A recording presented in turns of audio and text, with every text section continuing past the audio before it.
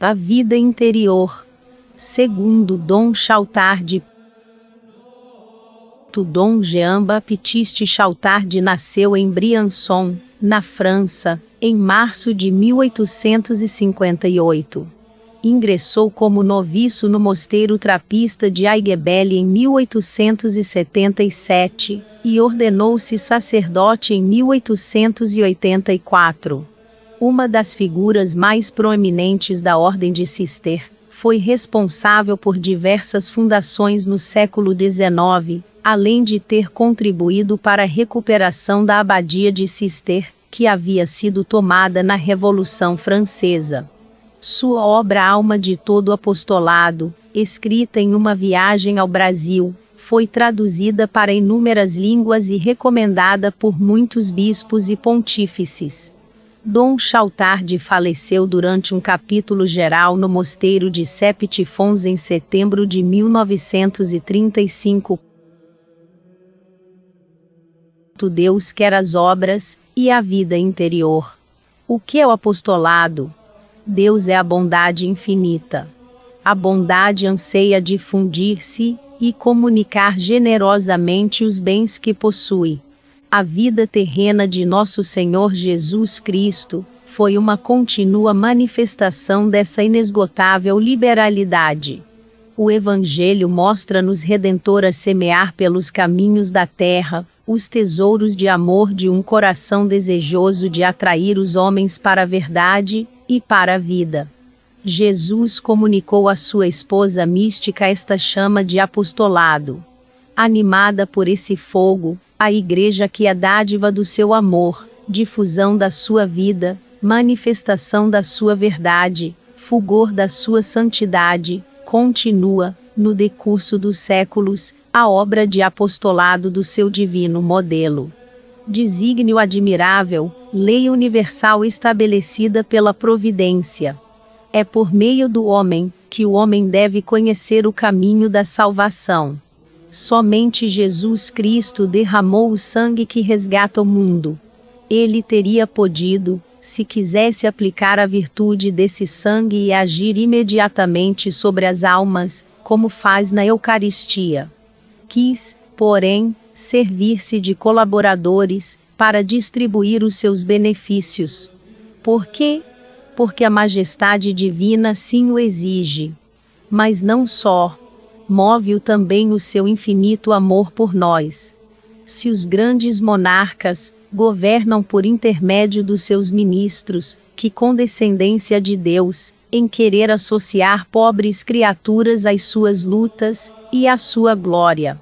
Nascida sobre o patíbulo da cruz, saída do lado trespassado do divino Salvador, a Igreja perpetua, por meio do ministério apostólico, a ação amorosa e redentora do homem-Deus.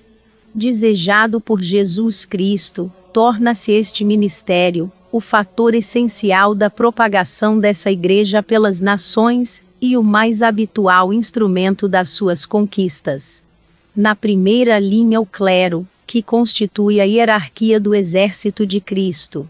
Clero ilustrado por tantos bispos e sacerdotes santos, e tão gloriosamente honrado pela elevação do santo cura de Ars às honras dos altares.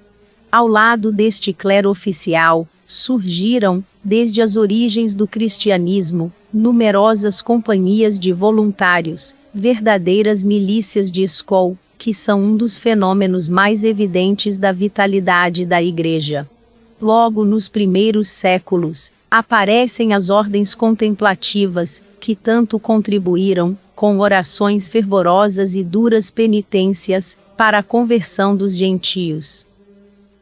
Na Idade Média, surgem as ordens dos pregadores, as ordens mendicantes, as ordens militares, as ordens votadas à heroica missão de resgatar os cativos em poder dos infiéis. Enfim, os tempos modernos veem nascer uma enorme quantidade de congregações e institutos dedicados às missões, às obras de caridade e ao ensino, cuja missão é espalhar o bem espiritual e corporal sob as mais diversas formas. Por outro lado, em todas as épocas da sua história, a Igreja recebeu a preciosa colaboração dos simples fiéis, que, unindo-se em grupos de trabalho, sacrificam com entusiasmo seu tempo, capacidades, fortuna, liberdade e, quantas vezes, o próprio sangue, para servir a nossa mãe comum. Como é admirável e consolador o florescimento providencial de todas essas obras, que nascem no momento preciso e se adaptam maravilhosamente às circunstâncias. Nas necessidades novas, ou nos perigos, a Igreja viu aparecer sempre a instituição certa para a finalidade certa. Para responder aos grandes males que afligem a nossa época, vemos surgir uma multidão de obras que, ontem, ainda mal se conheciam. O Catecismo de Preparação para a Primeira Comunhão, o Catecismo de Perseverança, o Catecismo para as Crianças Abandonadas, congregações, confrarias, reuniões e retiros para adultos e jovens, apostolados da oração, da imprensa e da caridade, as ligas para a santificação dominical, os patronatos, os círculos católicos, as obras militares, as escolas, etc. Enfim, todas as formas de apostolado, suscitadas por esse espírito que inflamava a alma de São Paulo, ansiosa por difundir, em toda a parte, os benefícios do sangue de Cristo. Quanto a mim, de muito boa vontade, darei o que é meu, e dar-me-ei a mim mesmo pelas vossas almas. 2 Coríntios 12, 15. 4. Possam estas humildes páginas ajudar os heroicos combatentes que se expõem, pelo próprio exercício da sua nobre missão, ao perigo de perderem a sua vida interior, e que, por isso mesmo, podem ser tentados, perante os consequentes fracassos, aparentemente inexplicáveis, ou perante graves crises espirituais, a abandonarem a luta.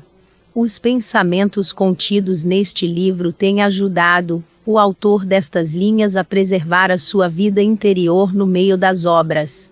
Queira Deus que eles possam ajudar esses apóstolos, poupando-lhes grandes desgostos, e orientando o seu zelo, de modo a compreenderem que o Deus das obras não deve ser abandonado pelas obras de Deus, e que o brado de São Paulo, ai de mim, se não evangelizar, 1 Coríntios 9, 16, não nos concede direito de esquecer a inquietante pergunta de Jesus: que aproveita o homem ganhar o mundo inteiro, se vier a perder a sua alma? Mateus 16, 26.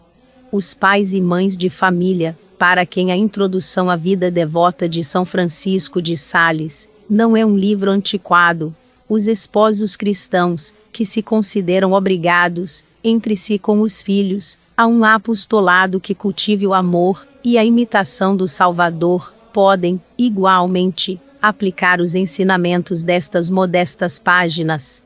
Poderão, assim, compreender que uma autêntica vida de piedade tornará mais eficazes os seus esforços, e perfumará o seu lar com o Espírito de Jesus Cristo, e com essa paz inalterável que, apesar das provações, há de ser sempre o apanágio das famílias profundamente cristãs. 2. Deus quer que Jesus seja a vida das obras. A ciência proclama, e com razão, os seus imensos triunfos. Mas há uma coisa que nunca conseguirá: criar a vida, formar um grão de trigo, ou uma larva no laboratório de um químico. Deus reserva para si o poder de criar a vida. Na ordem vegetal e animal, o Criador quis a contribuição dos seres vivos, que colaboram, e podem interferir, no crescimento e multiplicação das espécies, embora sua fecundidade se realize sempre, dentro das condições estabelecidas por Deus. Porém, quanto à criação da alma racional, ele reserva, unicamente, para si. Ora, existe um domínio no qual o Criador é ainda mais cioso. Apóstrofo invertido: o domínio da vida sobrenatural. A encarnação e a redenção constituíram Jesus como fonte, e fonte única, dessa vida divina, na qual todos os homens são chamados a participar. A ação essencial da Igreja consiste em difundir essa vida por meio dos sacramentos, da oração, da pregação e de todas as suas obras. Deus tudo faz por meio do seu Filho. Todas as coisas foram feitas por Ele, e nada do que foi feito sem Ele. João 1, 3. Se isto é assim na ordem natural, quanto mais na ordem sobrenatural, pela qual Ele comunica aos homens a sua própria natureza, e os torna filhos de Deus. Eu vim para que tenham vida, e a tenham em abundância. João 10, 10. Nele estava a vida, e a vida era a luz dos homens. João 1, 4. Eu sou a vida. João 14, 6. Que precisão nestas palavras! Que luz na parábola da videira e dos sarmentos, onde o Mestre desenvolve esta verdade. Com que insistência procura ele gravar no espírito dos seus apóstolos este princípio fundamental. Só Jesus é a vida, e esta consequência. Para participar nessa vida e comunicá-la aos outros, devemos ser enxertados no homem-Deus. Os homens chamados para transmitir às almas a vida divina devem, portanto, considerar-se como simples canais, por onde há de circular essa vida, que eles só poderão receber da única fonte, que é Jesus. Grosseiro erro teológico deixaria transparecer o apóstolo que ignorasse estes princípios, e julgasse poder produzir o mais pequeno vestígio de vida sobrenatural, sem aurir, unicamente, em Jesus. Desordem menor, mas também grave aos olhos de Deus, é a daquele que, embora reconheça o Redentor como fonte da vida divina, esquece, na prática, esta verdade e só conta com as suas próprias forças. Falamos aqui, somente, da desordem intelectual, que implica a negação de um princípio, ao qual devemos aderir em espírito, e conformar a nossa conduta, e não da desordem moral do homem de obras, que reconhece o Salvador como fonte única da graça e espera dele o êxito, mas tem o coração em desacordo com o dele, devido ao pecado, ou à tibieza voluntária. O cardeal Mermilode qualificou como heresia das obras, a atitude do apóstolo que, por esquecer o seu papel secundário e subordinado, espera o êxito do seu apostolado, unicamente da sua atividade pessoal e dos seus talentos. Heresia das obras. A ação de Deus substituída pela atividade humana, orgulhosa e febril, a vida sobrenatural, o poder da oração, a economia da redenção desprezadas ou esquecidas. Neste século de naturalismo, é frequente encontrarmos pessoas de obras, que procedem como se o êxito dependesse, principalmente, das suas engenhosas organizações. Na sua insensatez, parecem dizer: meu Deus, não levanteis obstáculos à minha empresa, não prejudiqueis o seu funcionamento, que eu encarrego-me de a levar a bom termo. E Deus confunde esses falsos apóstolos, que julgam poder comunicar a fé, a vida sobrenatural, a virtude, ou fazer cessar o pecado, sem lhes atribuir esses efeitos, unicamente, ao sangue preciosíssimo de Cristo, e às suas obras de orgulho, acabam por fracassar ou apenas provocam miragens efêmeras.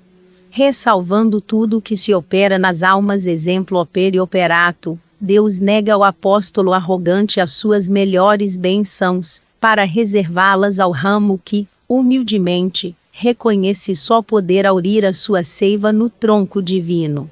3. O que é a vida interior? Quando empregamos as palavras vida de oração, contemplação, vida contemplativa, termos que se encontram nos padres da Igreja, e nos escolásticos, a nossa intenção é sempre designar a vida interior normal, acessível a todos, e não os estados pouco comuns de oração, que a teologia mística estuda, e a fortiori êxtases, visões, arrombamentos, etc. Sairíamos do nosso plano, se nos demorássemos num estudo de ascetismo. Limitamo-nos a recordar, em poucas palavras, o que todos os católicos devem aceitar como absolutamente certo, no que diz respeito ao governo da sua alma. Primeiro, verdade. A vida sobrenatural é a vida do próprio Jesus Cristo em mim, pela fé, pela esperança e pela caridade.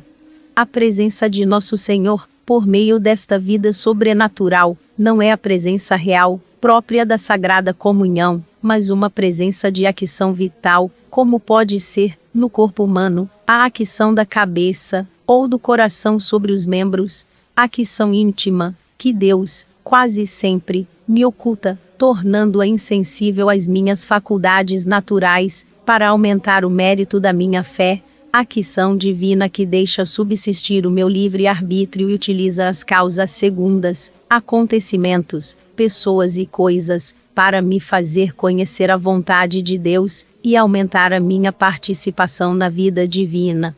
Esta vida, iniciada no batismo, pelo estado de graça, aperfeiçoada pela confirmação, conservada e enriquecida pela Eucaristia, é a minha vida cristã.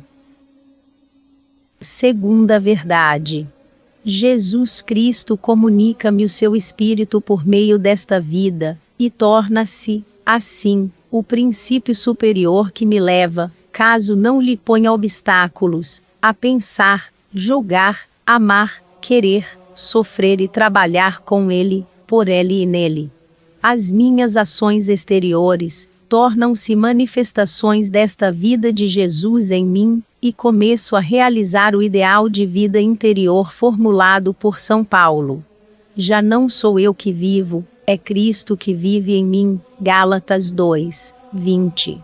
A vida cristã, a piedade, a vida interior, a santidade não diferem essencialmente entre si, são os diversos graus de um só e mesmo amor, são a aurora, a luz e o esplendor do mesmo sol. A minha vida interior há de ser, pois, a minha vida cristã aperfeiçoada. O essencial da vida cristã limita-se aos esforços necessários para conservar a graça santificante. A vida interior vai mais além. Visa o desenvolvimento desta graça, procura atrair graças actuais abundantes e corresponder a elas. Posso, assim, defini-la como o estado de atividade da alma, que regula suas inclinações naturais, e se esforça por adquirir o hábito de julgar, e de se dirigir em tudo pela luz do Evangelho, e os exemplos de Nosso Senhor. E, portanto, 2 movimentos. Em virtude do primeiro, a alma subtrai-se a tudo quanto as criaturas possam ter de contrário à vida sobrenatural, e procura estar incessantemente presente a si mesma. Aversio a criaturiz. Em virtude do segundo, a alma tende para Deus, e com Ele se une. Conversio ad Deum. Assim é que a alma quer ser fiel à graça, que Nosso Senhor lhe oferece a cada momento. Em suma, vive unida a Jesus e realiza sua vontade. O que permanece em mim, e eu nele, esse dá muito fruto, porque sem mim nada podeis fazer. João 15, 5. Terceira verdade. Privar-me-ia de um dos mais poderosos meios de adquirir esta vida interior, se me não esforçasse por ter fé precisa e sólida nesta presença ativa de Jesus em mim, e, sobretudo, por alcançar que essa presença se torne em mim uma realidade viva, vivíssima até, que vá penetrando, cada vez mais, a atmosfera das minhas faculdades. Jesus tornar-se-á acento agudo, assim, a minha luz, o meu ideal, o meu conselho, o meu apoio, o meu recurso, a minha força, o meu médico, a minha consolação, a minha alegria, o meu amor, numa palavra minha vida. Adquirirei, deste modo, todas as virtudes. Somente então poderei dizer, com toda a sinceridade, a admirável oração de S. Boaventura, que a Igreja aconselha como ação de graças depois da missa. Feri, Dulcíssimo Jesus, o mais íntimo e profundo do meu ser com o dardo suavíssimo e salutar do vosso amor. Quarta verdade. A minha vida sobrenatural pode crescer, a cada instante, em proporção com a intensidade do meu amor a Deus, por meio de nova infusão da graça da presença ativa de Jesus em mim. Tal infusão é produzida através dos atos meritórios, virtude, trabalho, sofrimentos, oração, missa, etc., e pelos sacramentos, sobretudo a Eucaristia. É, pois, certo, e esta consequência esmaga-me com a sua grandeza, mas também me enche de júbilo, que por meio de cada pessoa ou acontecimento, Jesus manifesta-se a mim, ocultando, sob essas aparências, a sua sabedoria e amor. É sempre Jesus que se apresenta à minha alma, por meio da graça do momento presente, missa, oração, leitura, atos de caridade, de renúncia, de luta, de confiança, solicitando sempre a minha cooperação, para aumentar em mim a sua vida. Ousarei esconder-me? Quinta verdade. A tríplice concupiscência, causada pelo pecado original, e aumentada por cada pecado actual, gera em mim elementos de morte opostos à vida de Jesus. Ora, essas inclinações e tentações diminuem esta vida e podem chegar a suprimi-la. Mas, se a minha vontade resistir, elas não lhe causarão qualquer prejuízo. Pelo contrário, contribuirão, como qualquer elemento de combate espiritual, para aumentá-la, conforme a medida do meu esforço. Sexta verdade.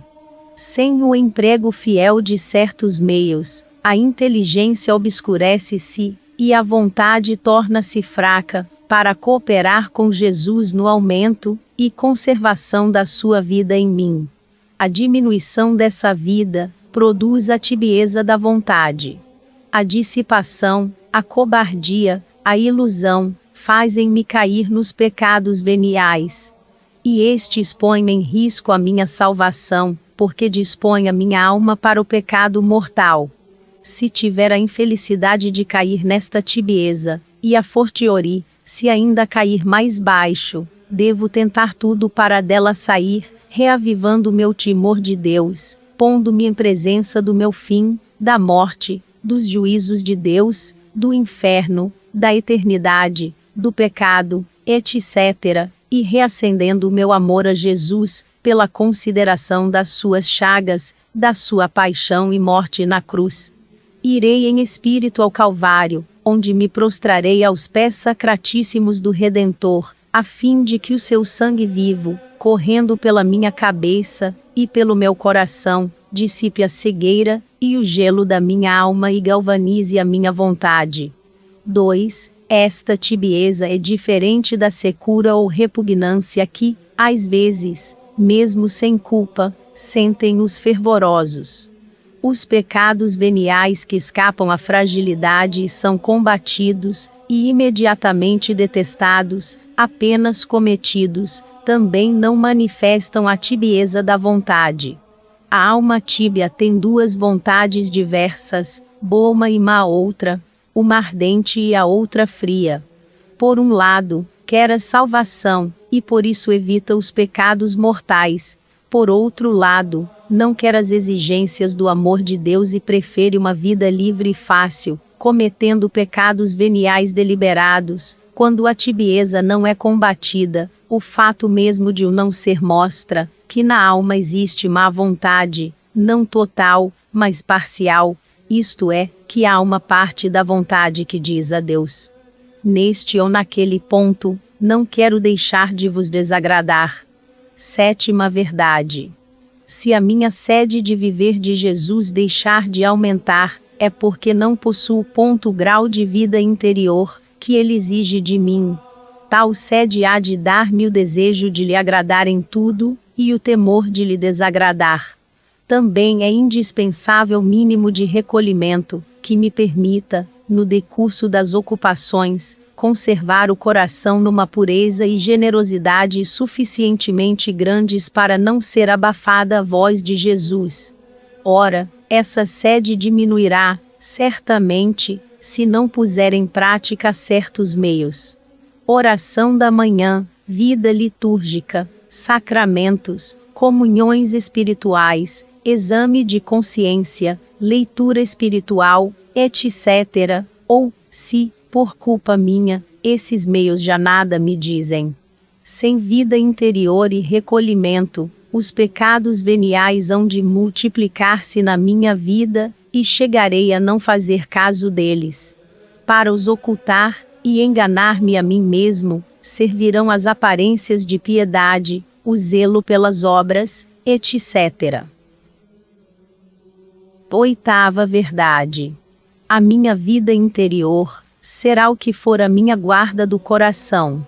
Aplica-te com todo o cuidado possível à guarda do teu coração, porque dele é que procede a vida. Provérbios 4, 23. Esta guarda do coração é a solicitude em preservar todos os meus atos, de tudo o que pode viciar a sua causa motriz, ou a sua prática. Solicitude tranquila, natural, mas também enérgica, pois baseia-se no recurso filial a Deus. É trabalho mais do coração e da vontade que do espírito, o qual deve ficar livre para a prática dos seus deveres. Longe de embaraçar a ação, a guarda do coração aperfeiçoa, regulando-a pelo Espírito de Deus, e acomodando-a aos deveres de Estado. Este exercício pratica-se a todo momento. É uma observação, por meio do coração, das ações presentes, e das diversas partes de cada ação, à medida em que elas se realizam. E a observância exata do age quod agis. Como sentinela vigilante, a alma observa, atentamente, os movimentos do seu coração, e vigia as suas inclinações, as paixões, as palavras e as ações. A guarda do coração exige certo recolhimento. Uma alma dissipada não consegue realizá-la. Mas com a sua prática quente, adquire-se o hábito. Para onde vou? Que faria Jesus em meu lugar? O que me aconselharia? Que exige ele de mim neste momento? Tais são as interrogações que, espontaneamente, se apresentam à alma sedenta de vida interior, para a alma que vai a Jesus, por meio de Maria, a guarda do coração, reveste-se de um caráter ainda mais afectivo, e o recurso a esta boa mãe, torna-se verdadeira necessidade para o seu coração. Nona verdade. Quando uma alma procura imitar Jesus, em tudo e com todo afecto, ele reina nela. Nesta imitação há 2 graus. Primeiro, a alma esforça-se por se tornar indiferente às criaturas, consideradas em si mesmas, quer sejam conformes quer contrárias aos seus gostos. A exemplo de Jesus, apenas procura a vontade de Deus. Eu desci do céu, não para fazer a minha vontade, mas a de aquele que me enviou. João 6, 38. Segundo Jesus Cristo não procurou o que lhe era agradável. Romanos 15, 3. A alma inclina-se de melhor vontade, para o que a contraria e repugna a natureza. Realiza então o agir contra, de que fala Santo Inácio na sua célebre meditação do Reino de Cristo. É a ação contra a natureza, a fim de se preferir, o que imita a pobreza do Salvador, e o seu amor pelos sofrimentos, e pelas humilhações. Segundo a expressão de S. Paulo, é então, que a alma conhece, verdadeiramente, a Cristo. Efésios 4, 20. 10ª verdade. Seja qual for o meu estado, Jesus oferece-me, caso queira rezar e corresponder à sua graça, todos os meios de regressar à vida interior. Então, A minha alma não cessará de possuir a alegria, mesmo até no seio das provações, e nela se realizarão as palavras de Isaías. Então a tua luz surgirá como a aurora, e as tuas feridas não tardarão a cicatrizar-se, a tua justiça irá adiante de ti, e a glória do Senhor atrás de ti. Então invocarás o Senhor, e ele te atenderá, clamarás e ele dirá: eis-me aqui. O Senhor te guiará constantemente, saciará a tua alma no árido deserto, dará vigor aos teus ossos, e serás como um jardim bem regado, como uma fonte de águas inesgotáveis. Isaías 58, 8-9-11. 11ª verdade. Deus quer que eu me santifique, e me dedique às obras de apostolado. Devo, pois, gravar na minha alma esta convicção. Jesus quer ser a vida dessas obras. Os meus esforços, por si sós, nada são. Sem mim, nada podeis fazer. João 15, 5. Somente serão úteis e abençoados por Deus, quando, por meio da verdadeira vida interior, estiverem unidos à ação vivificadora de Jesus. Tornar-se-ão, assim, onipotentes. Tudo posso naquele que me conforta. Filipenses 4, 13. Se proviessem da confiança orgulhosa nos meus talentos, seriam rejeitados por Deus. Porventura não seria sacrílega a loucura da minha parte querer arrebatar a Deus, para com ela me adornar, uma porção da sua glória? Longe de gerar em minha pusilanimidade, tal convicção será a minha força. Sentirei a necessidade da oração para obter a humildade, que é um tesouro para minha alma, a certeza do auxílio de Deus, e o penhor do êxito para as minhas obras. Compenetrado da importância deste princípio, farei, durante os meus retiros, um sério exame de consciência para saber se estou à ação de Jesus, se excluo, implacavelmente, qualquer vaidade, qualquer autocontemplação, na minha vida de apóstolo, se me mantenho numa desconfiança absoluta de mim mesmo, e se peço a Deus, que dê vida às minhas obras, e me preserve do orgulho, primeiro e principal obstáculo, para receber o seu auxílio. Este credo da vida interior, tornado a base da existência para a alma, assegura-lhe, já neste mundo, uma participação da felicidade celeste. Vida interior, vida dos predestinados. Corresponde ao fim que Deus se propôs ao criar-nos. Corresponde ao fim da encarnação. Deus enviou o seu Filho unigênito ao mundo, para que nós vivamos por ele. 1 João 4, 9. O fim da criatura humana, diz Santo Tomás, é unir-se a Deus. Toda sua felicidade consiste nisso. Ao contrário das alegrias do mundo, se nessa vida há espinhos exteriores, dentro há rosas. Devemos lamentar os pobres mundanos, dizia o santo cura de Ars, pesa-lhe sobre os ombros um manto forrado de espinhos. Não podem fazer um movimento sem se picarem, ao passo que os verdadeiros cristãos têm um manto forrado de arminho. Veem a cruz, mas não veem a unção, dizia São Bernardo. Estão em estado celeste. A alma torna-se um céu vivo. Como Santa Margarida Maria, ela canta. Possuo constantemente, acompanhando os passos meus, o Deus do meu coração, e o coração do meu Deus. E o começo da bem-aventurança. A graça é o céu na terra. 4. Esta vida interior é muito pouco conhecida. São Gregório Magno, tão hábil administrador e ardoroso apóstolo como grande contemplativo, falando de São Bento, que, em Subiaco, lançava os fundamentos da sua regra, tornada uma das mais poderosas alavancas de apostolado, de que Deus se tem servido na terra, caracteriza, em 3 palavras, o estado de alma do patriarca dos monges do Ocidente. Vivia consigo mesmo.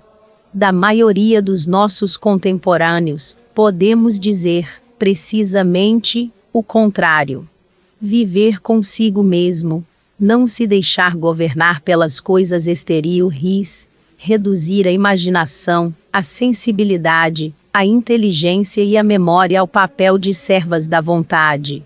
Conformar, constantemente, esta vontade com a vontade de Deus, é um programa que se vai aceitando cada vez menos, neste século de agitação, que viu nascer um ideal novo. O amor da ação pela ação. Para frustrar a disciplina das faculdades, serve qualquer pretexto. Negócios, família, saúde, fama, amor da pátria, prestígio da corporação, pretensa glória de Deus, tudo nos fascina e nos impede de viver em nós mesmos. Surpreende, pois, que a vida interior seja desconhecida. Desconhecida é ainda dizer pouco. E é a miúde desprezada e ridicularizada, até por aqueles mesmos, que mais deveriam apreciá-la. Veja-se a memorável carta dirigida por Leão XIII ao cardeal Gibbons, arcebispo de Baltimore, em que adverte os partidários do americanismo para o perigo da admiração excessiva pelas obras. Para furtar-se aos trabalhos da vida interior, certos homens da Igreja chegam a menosprezar a vida eucarística. Relegam para segundo plano o essencial. Para eles, a Igreja não é ainda um templo protestante. O sacrário não está ainda vazio. Mas a vida eucarística, na sua opinião, quase não pode adaptar-se, nem sobretudo bastar, às exigências da civilização moderna, e a vida interior que, necessariamente, promana da vida eucarística, já passou da moda. Para as numerosas pessoas imbuídas dessas teorias, a comunhão perdeu o sentido que teve para os primeiros cristãos. Acreditam na Eucaristia, mas não a consideram o centro da sua vida e das suas obras. Consideram a vida interior uma prática medieval ultrapassada. Realmente, ao ouvi-los falar das suas obras, seríamos levados a pensar que o Onipotente, que criou os mundos sem esforço algum, e perante quem o universo inteiro se reduz a poeira, e nada, não pode prescindir da sua colaboração. Ao prestarem tanto culto à ação, chegam a fazer dela uma espécie de dogma, que os leva a entregarem-se, desenfreadamente, a uma vida fora de si mesmos. A igreja, a diocese, a paróquia, a congregação, a obra, carecem dos meus serviços, gostariam até de dizer: Deus precisa de mim. E, se não ousam dizê-lo, a sua presunção e falta de fé leva-os a pensar assim. Os médicos prescrevem, por vezes, aos depressivos que se abstenham de todos os trabalhos, por algum tempo. Remédio duro, porque essa doença provoca precisamente uma excitação febril, que impele a pessoa a gastar forças e procurar comoções, que só lhe agravam o mal. Assim sucede, precisamente, a certos homens de obras em relação à vida interior. Sentem repugnância por ela, embora ela seja o remédio dos seus males. Preferem atordoar-se, cada vez mais, numa avalanche de trabalhos, e afastam, desse modo, as possibilidades de cura. O navio avança a todo vapor, enquanto o piloto admira a velocidade da marcha. Para Deus, no entanto, esse navio, por falta de um comandante prudente, corre à deriva e corre o perigo de naufragar. Adoradores em espírito e verdade, eis o que nosso Senhor exige, antes de mais. Iludem-se os que pensam, que contribuem para a maior glória de Deus, tendo em vista, principalmente, os resultados exteriores. Este estado de espírito explica o fato de hoje, ainda serem aceites as escolas, os dispensários, as missões, os hospitais, e, pelo contrário, se compreender cada vez menos os mosteiros contemplativos. Muitos não se contentam apenas em chamar covardes e iluminados os que se consagram à oração e penitência na solidão dos claustros, mas até ridiculizam aqueles que roubam alguns instantes às suas ocupações, para purificar e inflamar o seu zelo junto do sacrário, e obter do hóspede divino maiores e melhores resultados para os seus trabalhos. 5. Resposta a uma primeira objeção. É ociosa a vida interior? E este livro dirige-se, apenas, aos apóstolos que trabalham pela salvação das almas, mas que correm o risco de negligenciar a vida interior, e prejudicar, assim, os frutos das suas obras. Estimular os apóstolos que prestam culto ao repouso, ou os que confundem ociosidade com meio de favorecer a piedade, sacudir a indiferença dos indolentes e egoístas, que só aceitam as obras, se estas não lhes perturbarem a tranquilidade. Tal não é o nosso fito. Essa tarefa exigiria uma obra especial. Deixamos a outros o cuidado de chamarem à responsabilidade as almas apáticas, que Deus queria ativas, mas que o demônio e a natureza tornam infecundas, por falta de zelo e de atividade. Voltemos, pois, àqueles para quem, especialmente, escrevemos. Nenhuma comparação pode exprimir bem a intensidade infinita de atividade que existe no seio de Deus. A vida interior do Pai é tal, que ela gera uma pessoa divina. Da vida interior do Pai e do Filho procede o Espírito Santo. A vida interior comunicada aos apóstolos no cenáculo inflamou o seu zelo. A vida de oração é sempre, em si mesma, uma incomparável fonte de atividade. Nada mais falso do que ver nela uma espécie de oásis, a servir de refúgio para os preguiçosos. Basta ser o caminho que, mais diretamente, conduz ao reino dos céus, para que o texto. O reino dos céus sofre violência, e os que fazem violência são os que o arrebatam, Mateus 9, 12, lhe deva ser especialmente aplicado. Dr. Sebastião Huarte, que conheceu bem os trabalhos do asceta, e as canseiras da vida militar, o estudo esgotante, e as duras responsabilidades de superior, costumava dizer que há 3 espécies de trabalhos. Primeiro trabalho, quase exclusivamente físico, daqueles que exercem uma profissão manual. Lavrador, operário, artista, soldado, etc. Este trabalho, afirmava ele, é o menos rude dos 3, segundo o trabalho do intelectual e do sábio, procurando, por vezes tão arduamente, a verdade, o trabalho do escritor e do professor, que envidam todos os esforços para fazer penetrar noutras inteligências essa mesma verdade, o trabalho do diplomata, do negociante, do engenheiro, etc., o esforço intelectual do general, para prever os combates, dirigir e decidir. Estes trabalhos, diz ele, são muito mais penosos que o primeiro. Terceiro, enfim, o trabalho da vida interior. É, sem dúvida, o mais duro dos 3, quando tomado a sério. Mas é também o que nos oferece maior número de consolações neste mundo. E, igualmente, o mais importante. Constitui não já a profissão do homem, mas o próprio homem. Quantos se afanam, nos 2 primeiros gêneros de trabalhos, para alcançarem a fortuna e o êxito, mas não passam de uns preguiçosos e covardes, quando se trata do trabalho para a virtude. A quem quiser obter a vida interior, deve esforçar-se por adquirir domínio completo sobre si próprio, para que todas as suas ações redundem em glória de Deus.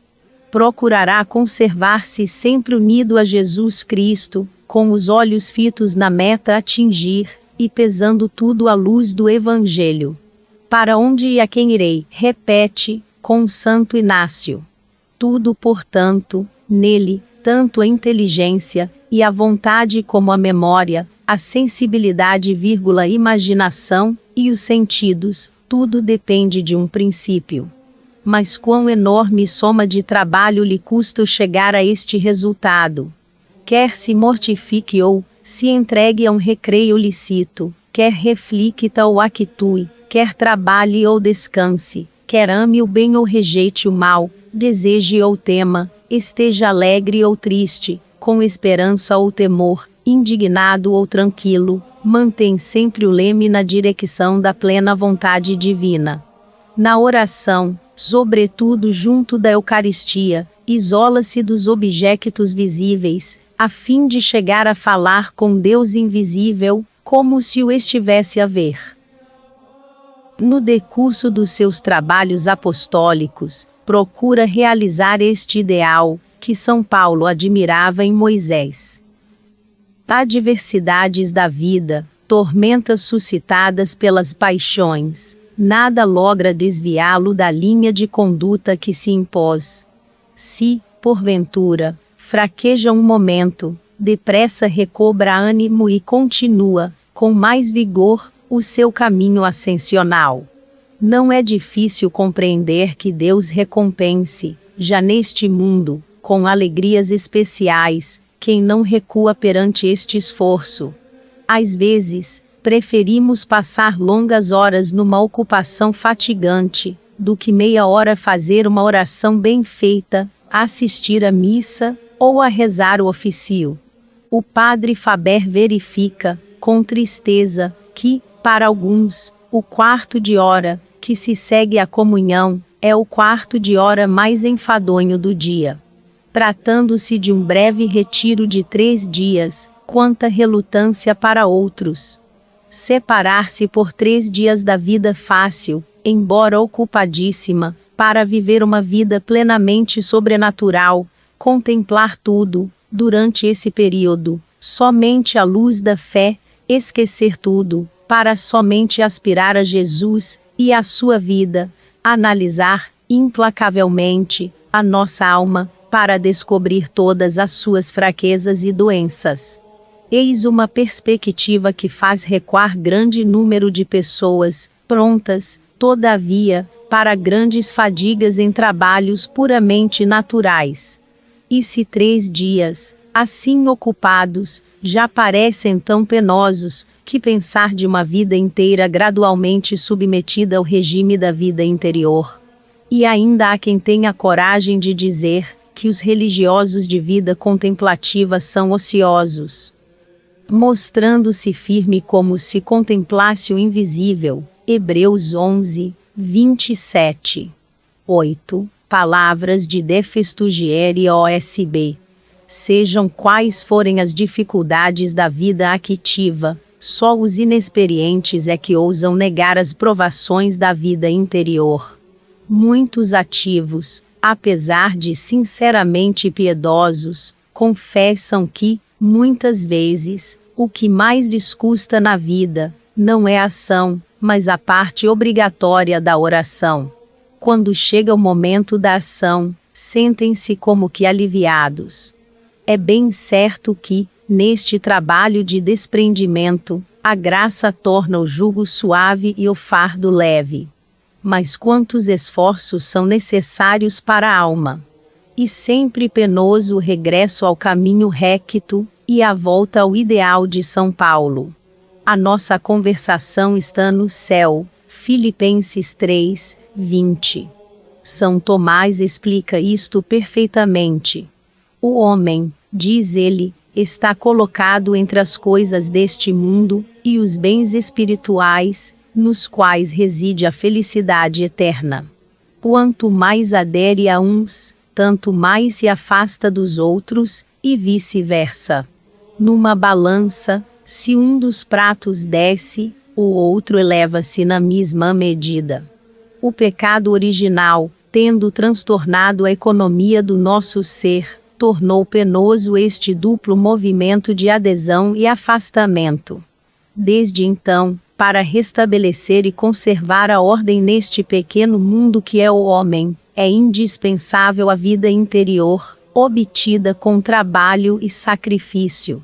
E como um edifício desmoronado, que se trata de reconstruir, e, em seguida, preservar de nova ruína.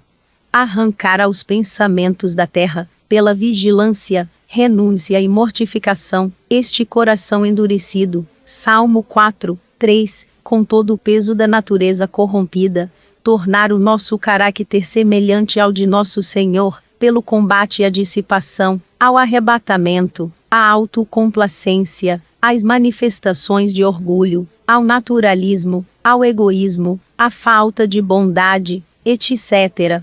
Renunciar aos prazeres sensíveis com a esperança da felicidade espiritual, que somente se desfrutará após longa expectativa. Desapegar-se de tudo quanto é susceptível de lhe fazer amar o mundo, e fazer de tudo isso um holocausto sem reserva. Que tarefa! E isto é só a parte negativa da vida interior. Depois deste combate sem tréguas contra um inimigo sempre prestes a renascer, combate que fazia gemer São Paulo, e que o padre de Ravignan exprimia assim: procurais o que fiz durante o meu noviciado? Éramos dois, atirei um pela janela fora e fiquei eu sozinho. É necessário proteger, contra as mínimas quedas, um coração já purificado pela penitência, que deseja agora, ardentemente, reparar os ultrajes feitos a Deus, imitar as virtudes de Jesus Cristo, e adquirir confiança absoluta na providência. É este o lado positivo da vida interior. Quem não adivinha o campo ilimitado de trabalho que aqui se patenteia? Trabalho íntimo, assíduo, constante. E, no entanto, precisamente por meio deste trabalho, a alma adquire maravilhosa facilidade e surpreendente rapidez de execução nos trabalhos apostólicos. Só a vida interior possui este segredo. As obras imensas levadas a cabo por Santo Agostinho, São João Crisóstomo, São Bernardo, São Tomás de Aquino, São Vicente de Paulo, e tantos outros santos, causam-nos assombro. Este assombro cresce quando vemos esses homens, apesar dos trabalhos incessantes, das preocupações, ou da falta de saúde, manterem-se na mais constante união com Deus. Apagando a sua sede na fonte da vida, pela contemplação, esses santos auriam nela sua inesgotável capacidade de trabalho.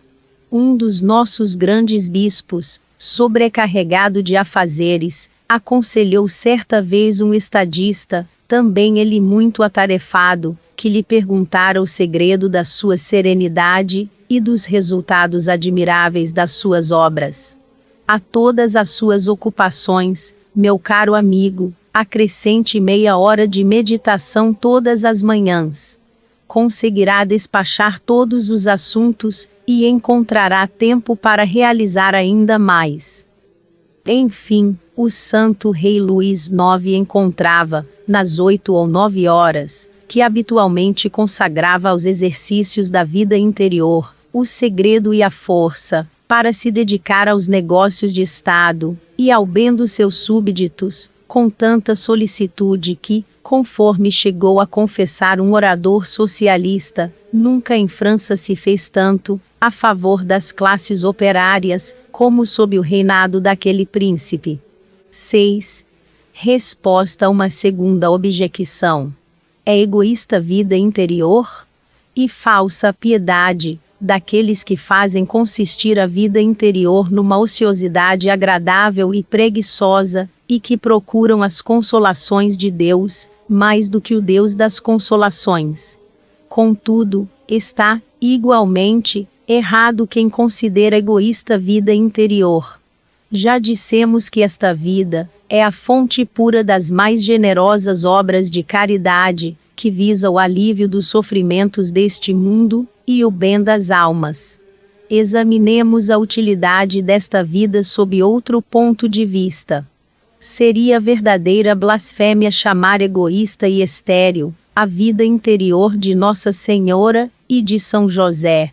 Contudo, nenhuma obra exterior lhes é atribuída. A irradiação sobre o mundo da sua intensíssima vida interior, os frutos das suas orações sacrifícios bastaram para constituir Maria, Rainha dos Apóstolos, e José, padroeiro da Igreja Católica.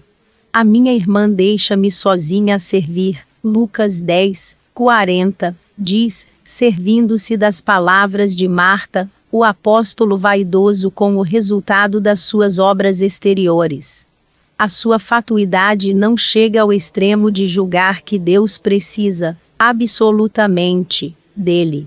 Todavia, incapaz de apreciar a excelência da contemplação de Madalena, repete ainda com Marta. Diz-lhe, pois, que me vem ajudar. Lucas 10, 40, e chega até a exclamar: para que foi este desperdício? Mateus 26, 8, considerando, como tal, o tempo que outros apóstolos reservam à vida interior na presença de Deus. Eu santifico-me por eles, a fim de que eles sejam também santificados na verdade. João 17, 19, responde a alma que compreendeu todo o alcance deste a fim do Mestre. E, conhecendo o valor da oração e do sacrifício, une às lágrimas e ao sangue do Redentor, as lágrimas dos seus olhos, e o sangue de um coração que cada dia se vai purificando mais. Com Jesus, a alma interior ouve o alarido dos crimes do mundo subir até ao céu, e atrair sobre os seus autores o castigo, mas suspende esse castigo, pela onipotência da sua súplica, capaz de deter a própria mão de Deus. Aqueles que rezam, dizia, depois da sua conversão, o eminente estadista Donoso Cortés, fazem mais pelo mundo, do que aqueles que combatem, e, se o mundo está cada vez pior, é porque há mais batalhas que orações. As mãos erguidas, diz Bossuet, desbaratam mais batalhões do que as mãos que ferem. E, no meio dos seus desertos, os solitários da Tebaida tinham, muitas vezes, no coração o mesmo fogo que animava São Francisco Xavier. Pareciam, diz Santo Agostinho, ter abandonado o mundo mais do que seria razoável.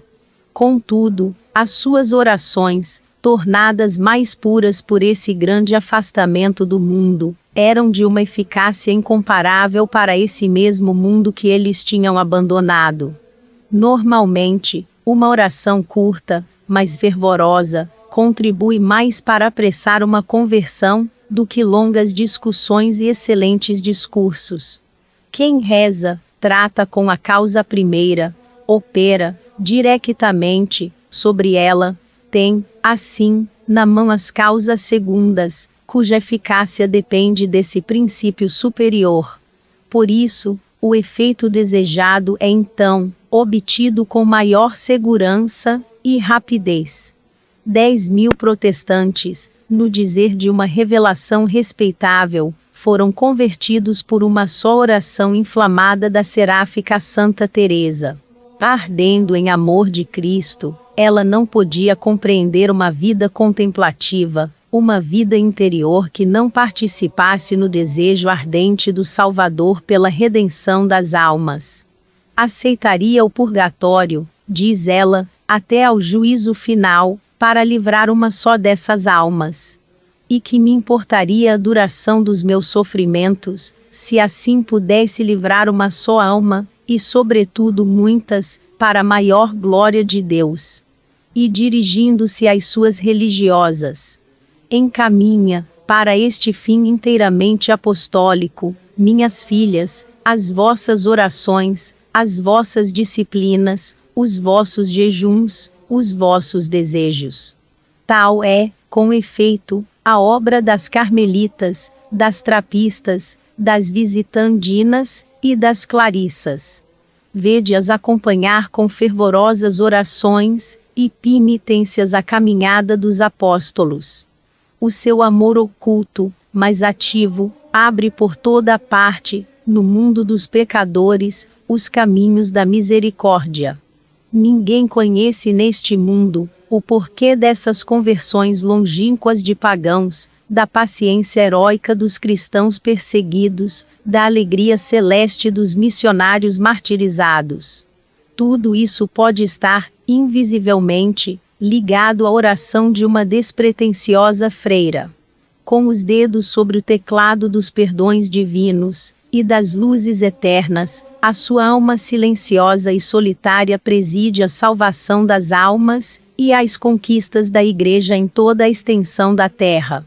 Quero trapistas neste vicariato apostólico, dizia Monsenhor Favier, bispo de Pequim. Desejo até que eles se abstenham de qualquer ministério exterior, a fim de que nada os distraia do trabalho, da oração, da penitência e dos santos estudos. Porque sei que será grande o auxílio prestado aos missionários pela existência de um fervoroso mosteiro de ponto contemplativos no meio dos nossos pobres chineses. E mais tarde, conseguimos, por fim, penetrar numa região até hoje inacessível. Atribuo este fato aos nossos queridos trapistas. 10 carmelitas a rezar, dizia um bispo da Cochinchina ao governador de Saigão, auxiliar-me-ão muito mais do que 20 missionários a pregar. Os padres diocesanos, os religiosos e religiosas votados à vida ativa, mas sem perder a vida interior, participam do mesmo poder sobre o coração de Deus, que tem as almas do claustro. São João Bosco é, disso, um frisante exemplo. A bem-aventurada Ana Maria Taigi, nas suas funções de porteira e dona de casa, e tantos outros leigos humildes, mas abrasados no mesmo ardor, foram eficacíssimos nas suas obras, porque possuíam uma intensa vida interior. É o general de Sonis, entre duas batalhas, encontrava na união com Deus o segredo do seu apostolado. Egoísta e estéril a vida de um santo cura de Ars? Tal pergunta nem merece resposta. Todas as pessoas rectas que o conheceram, atribuem, precisamente, o seu extraordinário zelo apostólico, e os seus enormes êxitos à sua grande intimidade com Deus. Tão contemplativo como um monge cartucho, embora com poucos dotes intelectuais, sentia uma sede ponto de almas, que a vida interior tornara inextinguível, e recebeu de Nosso Senhor o poder de operar grandes conversões. Infecunda a sua vida interior? Suponhamos um São João Baptista Vianney em cada uma das nossas dioceses, e, em menos de 10 anos, a França estaria regenerada, mais profundamente do que por multidões de obras, com grandes recursos humanos, talentos e dinheiro, mas insuficientemente edificada sobre a vida interior. Não tenhamos dúvidas, a reconstrução da França, após a Revolução, deve-se atribuir a uma pleiade de sacerdotes amadurecidos na vida interior, pela perseguição. Por meio deles, uma corrente de vida divina veio reanimar uma geração que a apostasia e a indiferença pareciam ter votado a uma morte que nenhum esforço humano lograria conjurar. Talvez em nenhuma outra época tenha havido tantas almas tão ardentemente desejosas de viver unidas ao coração de Jesus, e de dilatar o seu reinado, fazendo germinar à sua volta a vida interior. Dir-se-á acento agudo. Essas almas de Escol são ínfima minoria. Talvez. Mas que importa o número, se houver intensidade? Após 50 anos de liberdade de ensino em França, após esse meio século, que viu a eclosão de obras inumeráveis, e durante o qual nos passou pelas mãos toda a juventude francesa e logramos o apoio quase completo dos governantes, qual a razão por que, a despeito de resultados aparentemente gloriosos, não pudemos formar uma maioria profundamente cristã, capaz de restaurar a verdadeira França? A decadência da vida litúrgica, e o esmorecimento da sua irradiação sobre os fiéis contribuíram, Certamente, para esta impotência, a nossa espiritualidade tornou-se acanhada, árida, exterior e sentimental, e já não possui a vitalidade cristã e o entusiasmo que a liturgia produz. Mas não existirá outra causa no fato de nós, padres e educadores, por falta de intensa vida interior, termos formado almas de piedade superficial, sem grandes ideais, nem convicções profundas. Professores, não termos procurado mais o êxito das carreiras e o prestígio das obras, do que dar às almas sólida instrução religiosa. Não termos descurado a formação das vontades, para gravar nelas, em caracteres de rija tempera, a imagem de Jesus Cristo. E essa mediocridade não resultará da banalidade da nossa vida interior? A sacerdote santo, houve quem dissesse, corresponde um povo fervoroso, a sacerdote fervoroso, um povo piedoso, a sacerdote piedoso, um povo honesto, a sacerdote honesto, um povo ímpio. Sempre um grau de vida menos, naqueles que são gerados. Seria talvez exagero admitir esta proposição. Julgamos, contudo, que as seguintes palavras de Santo Afonso Maria de Ligório explicam bem a atual situação. Os bons costumes e a salvação dos povos dependem dos bons pastores. Se, à frente de uma paróquia, estiver um bom pároco, depressa nela se verá florescer a devoção, os sacramentos serão frequentados, a oração mental praticada. Daí o provérbio: tal padre, tal paróquia, segundo esta palavra do Eclesiástico 10:2. Qual governador da cidade, tais os seus habitantes. 7. Objeção decorrente da importância da salvação das almas, mas, dirá a alma exterior à procura de pretextos contra a vida interior. Como posso limitar as minhas obras apostólicas? Tratando-se da salvação das almas, todos os esforços são poucos. Quem trabalha, reza. O sacrifício avantaja-se a oração, e São Gregório não chama ao zelo das almas, o mais agradável sacrifício que se pode oferecer a Deus. Nenhum sacrifício é mais agradável a Deus do que o cuidado das almas. Analisemos primeiramente o sentido desta frase de São Gregório, servindo-nos das palavras do doutor Angélico. Oferecer espiritualmente um sacrifício a Deus, diz ele, é oferecer-lhe alguma coisa que o glorifique. Ora, de todos os bens, o mais agradável que o homem pode oferecer ao Senhor é, indubitavelmente, a salvação de uma alma. Mas antes de tudo, deve oferecer-lhe a sua própria alma, segundo o que diz a Escritura. Quereis agradar a Deus, tende piedade da vossa alma. Feito este primeiro sacrifício, ser-nos a assento agudo então permitido ajudar os outros a alcançar uma felicidade semelhante. Quanto mais estreitamente o homem unir a Deus a sua alma, primeiro, e depois a de outrem, tanto mais favoravelmente será acolhido o seu sacrifício. Mas esta união íntima, generosa e humilde, apenas se alcança pela oração. Dedicar-se, cuidadosamente, ou fazer que os outros se dediquem, à vida de oração, agrada muito mais a Deus, do que consagrar-se à ação. Por conseguinte, conclui São Tomás, quando São Gregório afirma que o sacrifício mais agradável a Deus é a salvação das almas, não quer dizer que a vida ativa é preferível à contemplação, mas, apenas, que oferecer a Deus uma só alma, lhe dá infinitamente mais glória, e, a nós, mais méritos, do que apresentar-lhe o que de mais precioso exista na terra. A necessidade da vida interior não deve desviar das obras apostólicas as almas generosas, fazendo-as desertar do campo de batalha, com o pretexto de chegar a uma união mais perfeita com Deus. Seria uma ilusão, e, em certos casos, a origem de verdadeiros perigos. Ai de mim, diz São Paulo, se não evangelizar. 1 Coríntios 9:16. Feita esta ressalva, apressamo-nos a afirmar que consagrar-se alguém à conversão das almas, esquecendo-se de si mesmo, origina uma ilusão mais grave.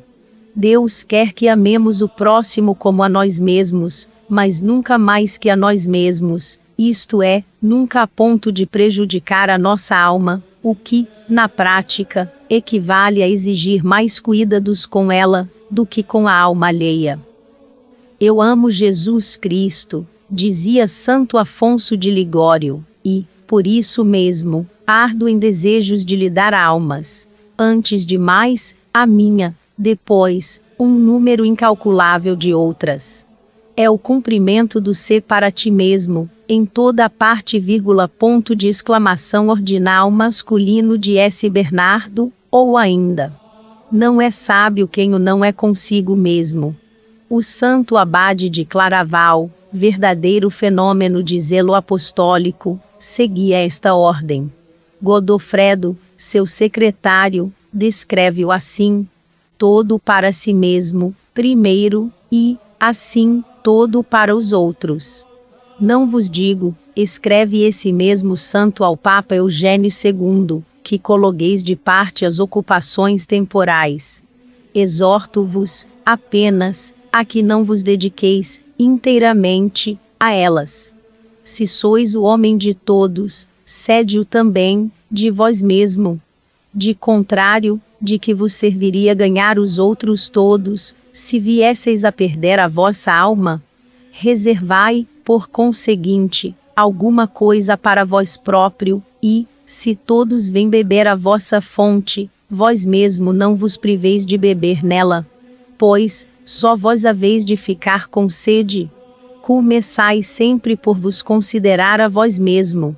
Debalde vos consagraríeis a outros cuidados, se chegasseis a tratar a vós mesmo com negligência. Todas as vossas reflexões devem, portanto, começar por vós, e terminar da mesma forma. Sede para vós o primeiro e o último, e lembrai-vos que, no negócio da vossa salvação, ninguém tem maior parentesco convosco, do que o filho único da vossa mãe. Bastante sugestiva a seguinte nota de retiro de Monsenhor Dupanloup: tenho uma atividade terrível, que me arruína a saúde, me perturba a piedade, e de nada serve a minha ciência. Isto deve ser regulado. Concedeu-me Deus a graça de reconhecer que a atividade natural, e o incitamento das ocupações, são os principais obstáculos que vejo em mim para a conservação de uma vida interior, tranquila e frutuosa.